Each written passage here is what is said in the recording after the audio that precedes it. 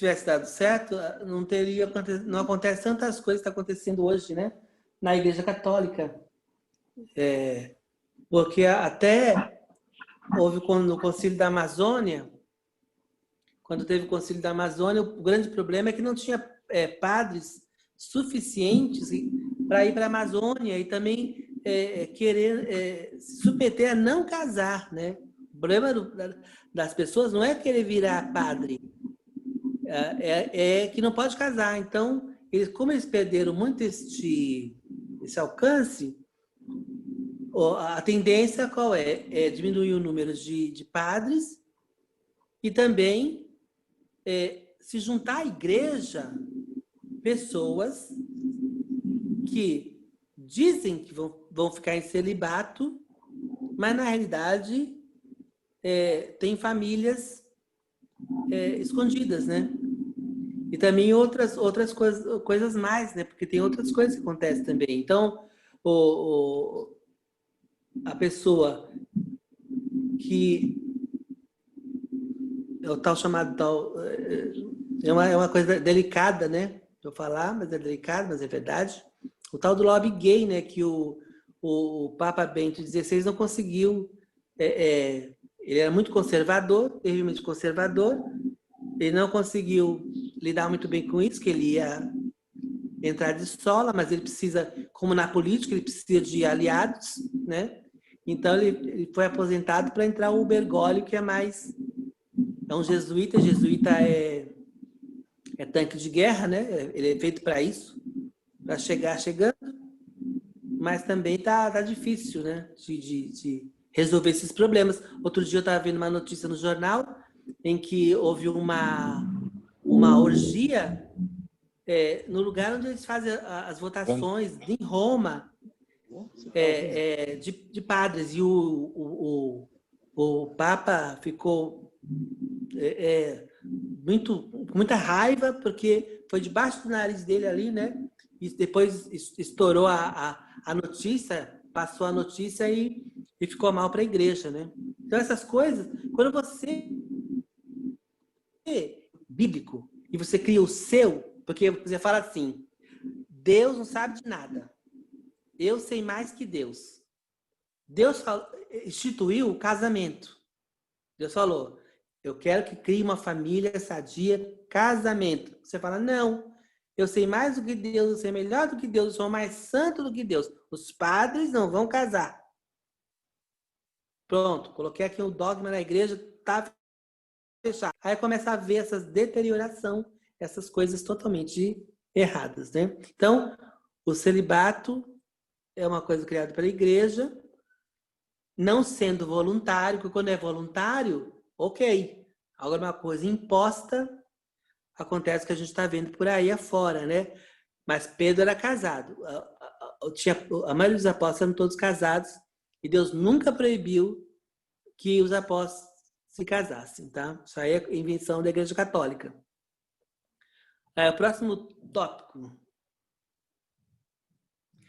Também eu falei dos cismas, né?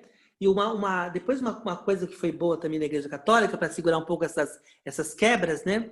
Foi as ordens religiosas. Então, a pessoa estava dentro da igreja, não estava contente, porque a igreja estava muito suntuosa, muito milionária, muito cheia da grana, e essa não é a visão do evangelho. O evangelho é simplicidade, é amor. Aí o que fazia? Não vamos separar da igreja, vamos fazer uma ordem. Aí fazia a ordem dos franciscanos, que vai pela eles acreditam na pobreza, volta da pobreza, de uma vida humilde, ajuda aos pobres, tal. Aí então cada uma foi criando ordens dentro da igreja. A igreja, a renovação carismática é uma delas, né? Porque como o culto católico foi ficando uma coisa hermética, fechada, cansativa, foi perdendo muitos jovens, principalmente, né? E aí eles falaram, vamos mudar um pouco isso aqui, tá? Senão a gente vai perder mais gente. Aí colocaram a renovação carismática, que é uma coisa muito mais animada, né? E aí fizeram uma contra-reforma moderna. Mas vamos voltar aí ao culto, tá? Como é que o que eles cultuam, né? Embora eles digam que não é culto, eles chamam de dulia, né? Que é devoção, é uma reverência, né? Aos santos, né? Eles adoram os santos. Então tem uma infinidade de santo, é tanto santo que você não dá conta. Eles falam que esses santos, eles fazem intercessão através do santo. Então você olha para o santo chega em Deus e aí ele faz o meio do caminho para você, né? Então a pessoa fala, eu tenho meu santo de devoção. As minhas orações, minhas rezas, eu faço para esse santo de devoção, tá? E eles dizem que não é adoração, tal, mas tem uma imagem de escultura, eles ajoelham na frente da imagem de escultura. A gente sabe como é que funciona, né? Então, a Bíblia condena a adoração a imagens de escultura. Começou como se fosse uma coisa pedagógica, né? Eles começaram a fazer as imagens, os vitrais, as coisas, para falar, olha, segue o exemplo desse santo, que adorava a Deus, que seguia. É um exemplo, mas virou depois numa adoração, virou contra eles mesmos. Porque a Bíblia fala, não faça imagem de escultura, eu vou fazer imagem de escultura para colocar dentro da igreja, mesmo que seja para dizer, é um exemplo. Não, começa errado, vai terminar errado. No final, agora nós temos um panteão de santos e que desvia a adoração a Deus, desvia o culto a Deus, né? Eles chamam isso aí de dulia, que é reverência, mas eles sabem que não. Vamos ler 1 Timóteo 2,5 também?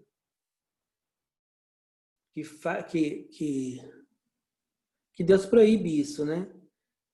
1 Timóteo 2,5. E fala que, porquanto há um só Deus e um só mediador entre Deus e os homens, Cristo Jesus, homem, o qual assim mesmo se deu em resgate por todos. Testemunho que se deve prestar em tempos oportunos. Então, quem é mediador entre Deus e os homens? Somente Cristo.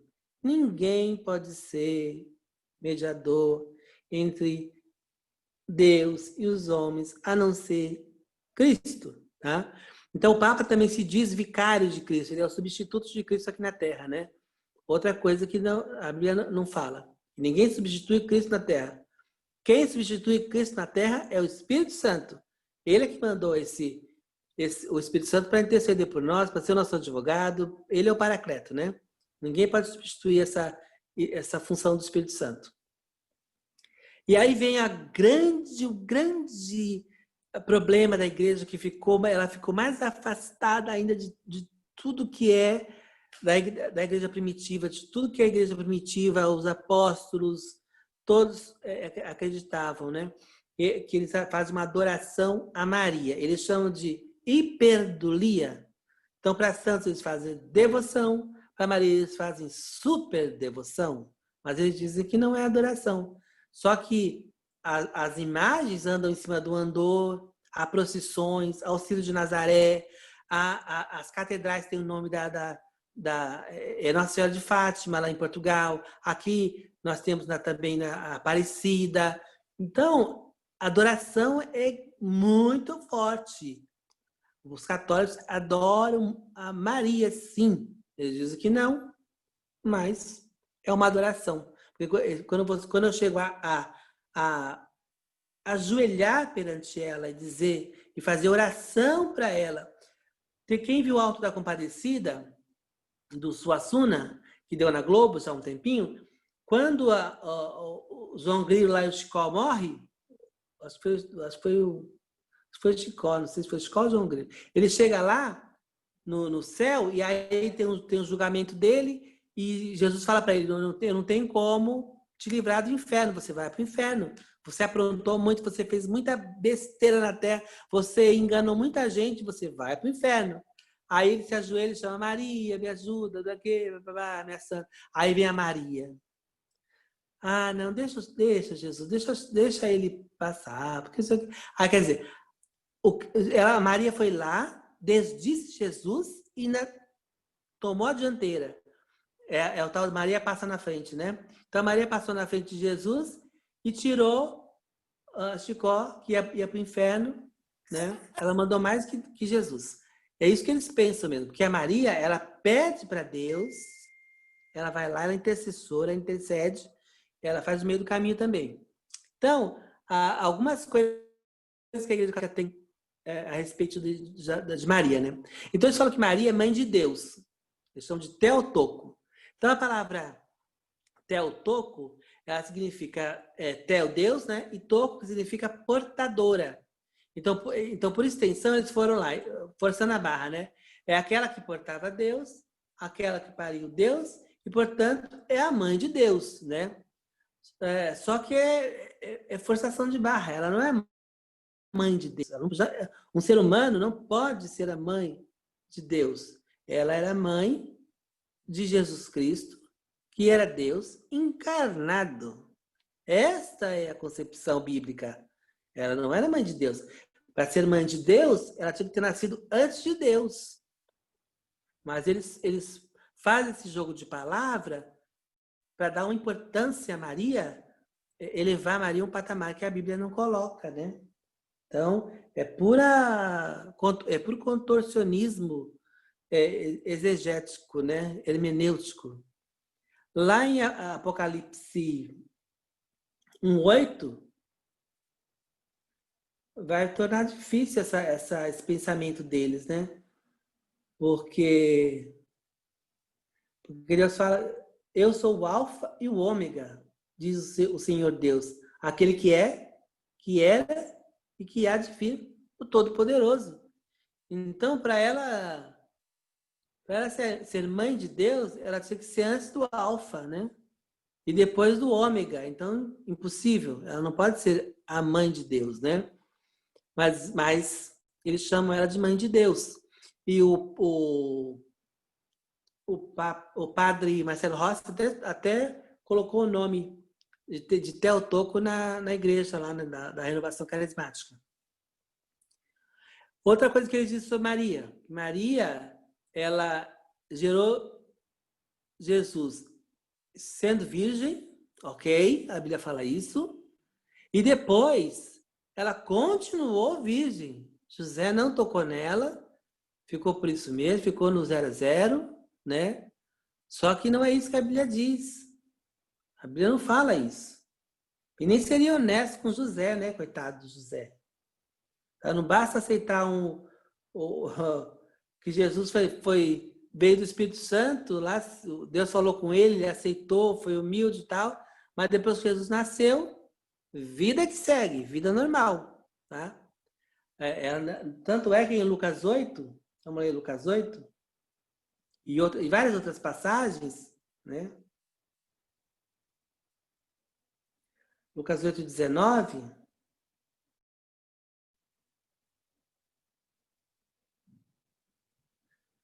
fala assim, vieram ter com ele sua mãe e seus irmãos, e não podiam aproximar-se por causa da concorrência do povo. Então, várias vezes no Evangelho, nos Evangelhos, cita a mãe de Jesus, os seus irmãos, as suas irmãs, tá bem claro. Então, ela teve filhos com José, e filhos e filhas, e não ficou virgem a vida toda, para sempre. Então, esse é um mito da virgindade eterna de Maria, né?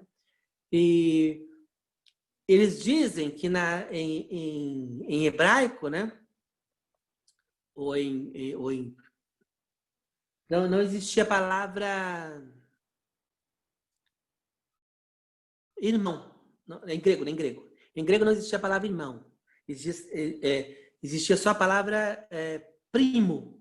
Então eles dizem que esses não eram os irmãos de Jesus, eram primos de Jesus. Só que toda vez que Maria é citada, fala Maria, os filhos e filhas, os irmãos de Jesus. Porque haja primo querendo andar com Maria, né? Porque toda vez que Maria ia atrás de Jesus, lá estavam os primos, fazendo o quê? Não tem pai, não tem mãe, não tem tio. os tios dele não tem casa para morar, os primos tinham que estar sempre do lado de Maria, então é uma coisa que não convence, não bate, né, a explicação. Outra coisa que ele disse sobre Maria, Imaculada Conceição. Olha só, esse dogma ele foi aceito lá em 1854 pelo Papa Pio IX, que diz que Maria foi preservada do pecado desde o nascimento, né? Porque como Jesus nasceu dela, e ele fala assim, como é que um ser santo como Jesus foi nascer de um ser pecador como Maria, né? Porque eles entendem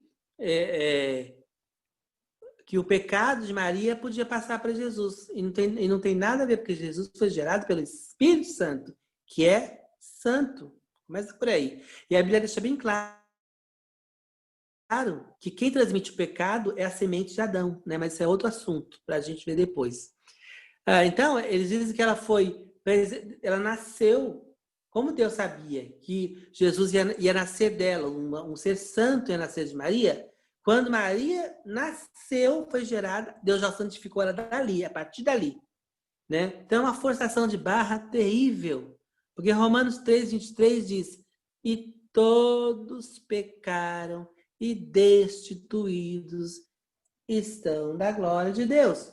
Maria não foge a essa palavra. Porque se eu digo que Maria não tinha pecado desde o nascimento, então eu digo que as escrituras não são verdadeiras. O que Deus falou é falso. Então, olha a doideira, né, que eles inventam, né? Só para justificar uma adoração, uma divinização de Maria, né? E é uma coisa absurda, porque se ela teve uma mãe e um pai que eram pecadores, como é que ela ia ser livre do pecado, né? Como é que ela conseguiria esse fato, né, acontecer com ela? Então é antibíblico, a Bíblia não atesta nada disso, né? Eles também chamam a Maria de corredentora. Então ela auxilia no processo de redenção e salvação. É uma mediadora. Ela é frequentemente citada como advogada. Na oração de Salve Rainha está lá ela como advogada. Ainda não é um dogma da Igreja Católica. Isso aí eles não aceitaram ainda, né? Embora tenha várias votações, as pessoas querendo que isso aconteça, ainda não é um dogma, né? E outra coisa que eles dizem também é que a Maria, a Assunção de Maria, né? Eles chamam Maria Rainha do Céu. Lá vai no Papa Pio XII, lá. Quem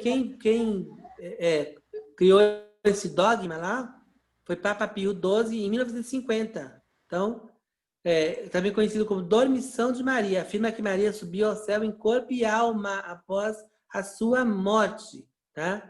Então, eles dizem que ela também, porque ela gerou Jesus, é uma santa, né? Ela foi, assim que ela morreu, ela foi ressuscitada na mesma hora e subiu ao céu, não só em alma, mas também em corpo e alma. Ela teve um corpo ali transformado, glorificado, da mesma hora ela subiu e foi assunta ao céu, né? Só que tem um pequeno probleminha nesse pensamento, né?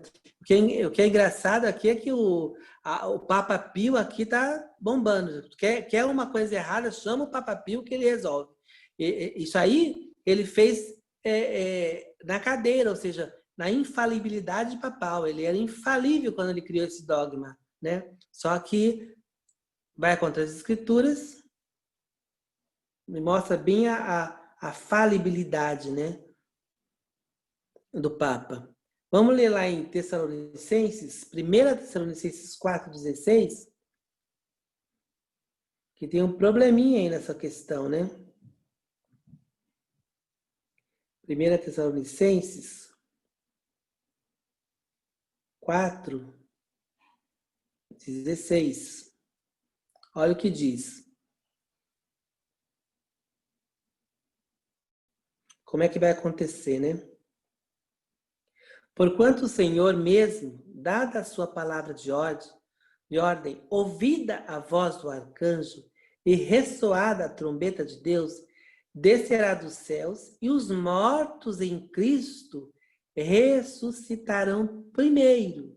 Depois nós, os vivos, os que ficarmos, seremos arrebatados juntamente com eles entre nuvens, para o encontro no Senhor nos ares, encontro do Senhor nos ares, e assim estaremos para sempre com o Senhor. Ou seja, a glorificação do nosso corpo e de toda a cristandade se dará numa mesma hora. Primeiro os que já morreram com Cristo, primeiro, e a gente quando for arrebatado, no arrebatamento. Então Maria ela não podia ter o corpo glorificado depois que ela morreu, porque ela tinha que esperar Jesus fazer esse trabalho, quando ele voltar a arrebatar a igreja. Então aí sim, quem está com ele agora, quem já faleceu, vai ter o corpo glorificado, e nós que fomos arrebatados naquela hora, seremos transformados no piscar de olhos, como diz o apóstolo Paulo. Então, esse dogma quebra uma doutrina da igreja. Como é que um dogma pode quebrar uma doutrina das Escrituras, que no que diz respeito ao arrebatamento? Então, está totalmente errado, né? Por aí você vê que está errado. Eles têm até um lema, né, na igreja, que eu já vi até colocar, tá no carro, né? Já vi em carro católico, que eles falam assim: tudo com Jesus, nada sem Maria, né? Mas, quer dizer, eles acabam comparando, colocando Jesus no mesmo patamar que Maria, ou Maria no mesmo patamar que Jesus. Quer dizer, olha só a loucura, né? Como é que isso pode acontecer, né? Afinal de contas, a Maria, quando o anjo visitou, falou: faça assim na tua serva, conforme a vontade de Deus. Ou seja, ela falou: eu sou serva, eu sei meu lugar, né? Eu sou uma serva de Deus, eu não sou uma divindade, né? E eles acabam colocando a Maria como se fosse uma quarta pessoa da Trindade, né? Se isso fosse possível, porque a Trindade significa 3, né? Não 4. Mas eles acabam colocando a Maria como se ela fosse a quarta pessoa da Trindade, porque ela intercede, ela é mediadora, ela subiu ao céu e foi glorificada primeiro que todo mundo, ela é corredentora, ela é rainha do céu. Então, quer dizer, ela praticamente, Maria virou, na Igreja Católica, virou um outro ser divino, né? Uma quarta pessoa aí da Trindade, né? E eu já vi também alguns carros católicos com dizeres atrás, né, colante, dizendo que Maria está às portas. Eles não estão esperando a volta de Jesus. Tem muitos católicos que não estão esperando que Jesus volte para buscar a igreja. Eles estão esperando Maria vir. Eles estão esperando Maria voltar, a volta de Maria. Olha só até que ponto chega, né, o ensinamento torto, né, antibíblico, porque a Bíblia fala que quem vai voltar é Cristo. Ele virá e vai vir buscar a igreja. Mas o ensinamento de Maria já tomou uma proporção tão grande na Igreja Católica que praticamente quem manda lá é ela. Quem faz milagre é Maria que faz milagre, né? É engraçado que os santos católicos eles não fazem milagre quando estão vivos, né? Não há milagres na Igreja Católica de santos vivos, como as Escrituras ensinam. As Escrituras ensinam que os profetas, os santos, os apóstolos, os santos homens de Deus, eles faziam milagres pelo poder do Espírito Santo vivos, em vida. Não tem nenhum exemplo na Bíblia em que alguém morto, que morreu, concedeu graças, como eles falam, né? Que se orou para ele e ele foi lá e fez um milagre. Não existe. Mas na Igreja Católica é engraçado. Só morto faz milagre. Vivo não faz milagre. Indo contra a Bíblia, que ensina que quem fazia os milagres de Deus eram profetas, eram líderes como Moisés, eram os apóstolos, os homens de Deus, Filipe, que era diácono, os evangelistas, as pessoas comuns como Simão, que falava com Jesus, e tinha experiências, foi lá e orou sobre Paulo, tirou as escamas dos olhos. Então eram pessoas seguidoras de Cristo que faziam a obra de Deus vivas, não depois que morreu. Hoje não. Para que um santo seja considerado santo, ele tem que fazer uma graça depois que morreu, né? Ele tem que fazer, não, conceder, né? Fazer graça é outra coisa. Ele tem que conceder graças quando morrer, quer dizer, fazer um milagre. É uma coisa assim tão esquisita. Eu nunca consegui entender muito bem essa lógica da Igreja Católica, mas é assim que eles pensam, né? A Bíblia nos diz o contrário. Diz que você tem que trabalhar para Deus agora, se Ele quiser te usar agora, hoje, Ele vai te usar vivo. Porque depois de morto, não volta. O morto não volta, fica lá com Cristo. O próximo tópico, por favor, André.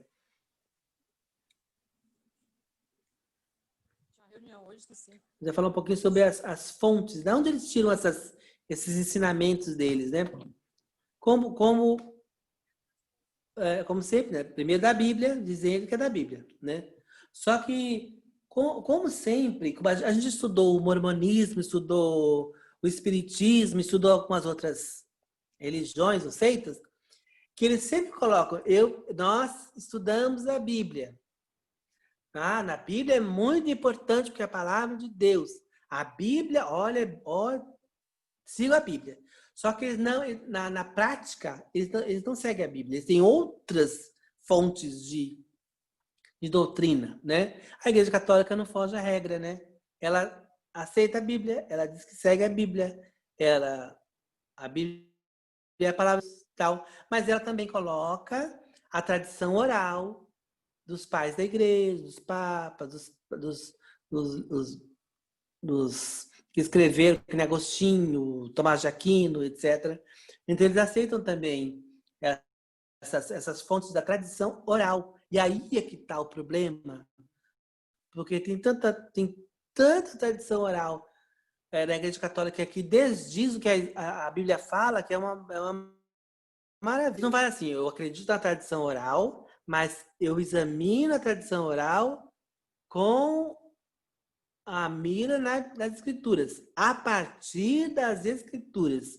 O que for contra as escrituras, eu não aceito na tradição oral. Não, eles não fazem isso. Eles falam, a tradição oral também é uma fonte para a gente tirar nosso conhecimento, doutrina, etc. Né? E as aparições marianas, que eles dizem que não são doutrinárias, são instruções, mas as aparições de Maria, que Maria faz de vez em quando, e ela vai lá e fala uma coisa para os pastorzinhos de Portugal, ela vai lá e aparece para o outro, fala não sei o quê, né? Então, ali é uma instrução para a igreja. Outra coisa errada, porque nas escrituras não tem ninguém que voltou do além.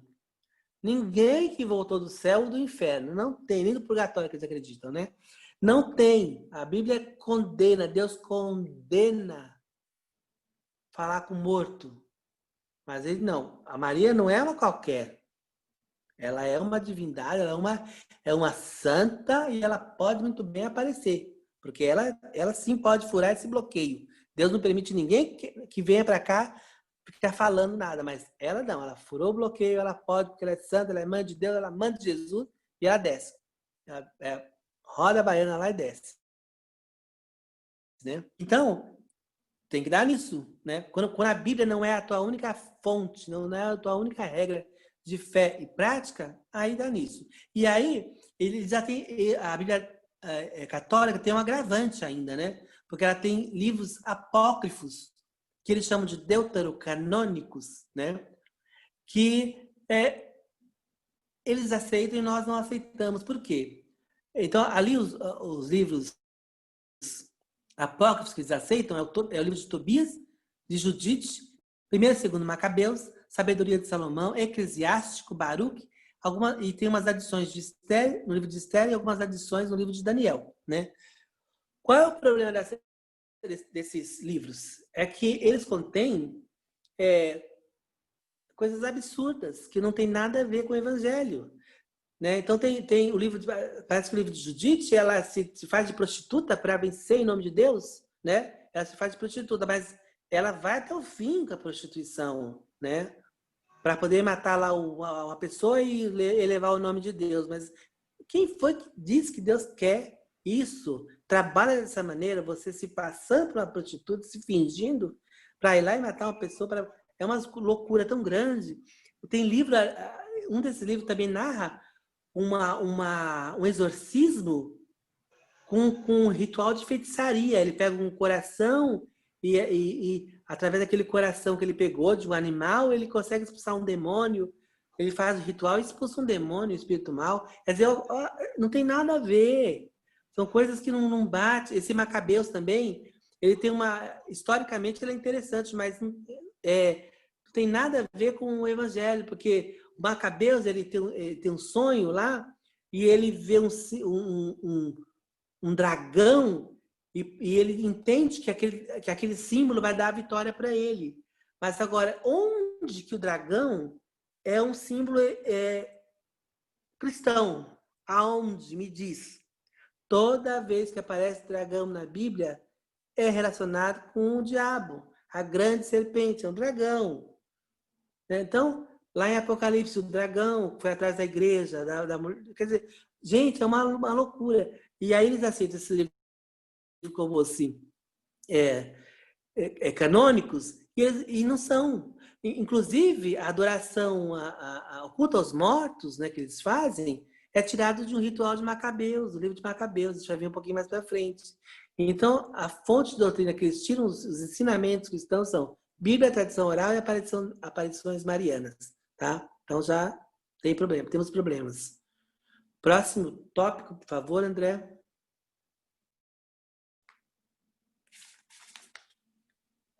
Vou falar um pouquinho mais sobre umas doutrinas da Igreja Católica, que são controversas, né?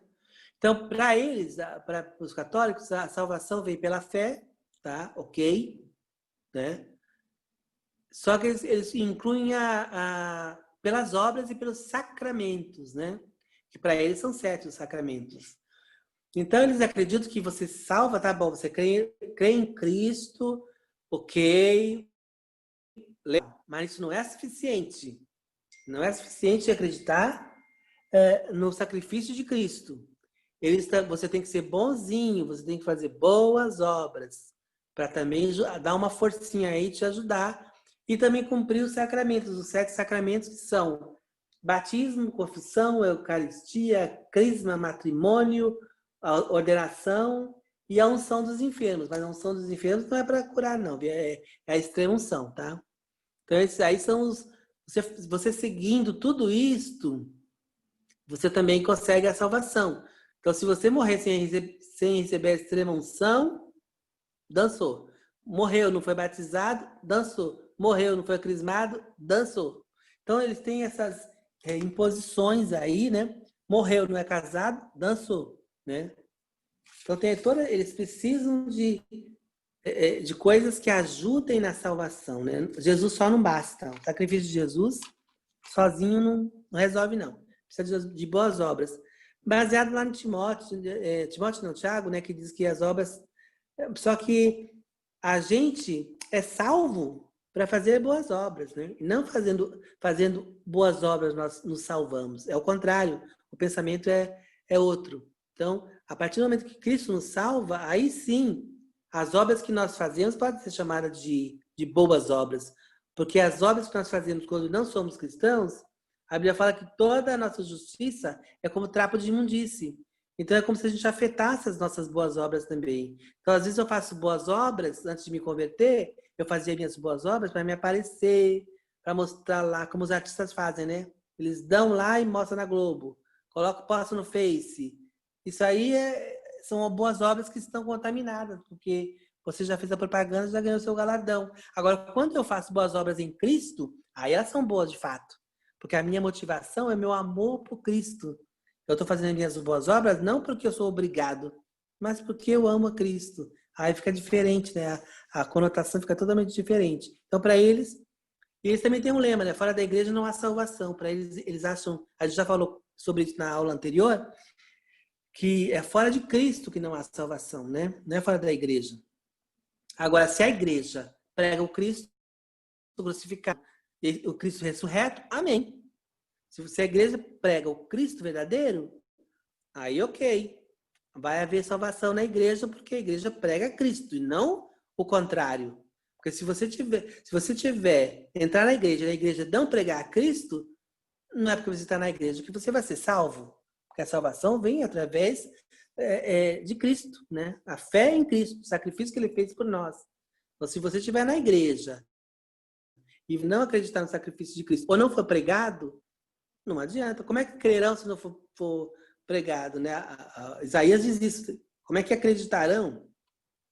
Como é que vão crer se ninguém pregar o evangelho, né? Mas tem que pregar a palavra verdadeira, genuína. Tem que pregar o Jesus verdadeiro, não o Jesus tão fraquinho que ele precisa da Maria para dar uma força, né? Dá mais ênfase para Maria do que para Jesus. Não dá. Como eu falei, não há cristianismo sem Cristo, né? O evangelho, o cristianismo é Cristo, não tem nada a ver com o resto,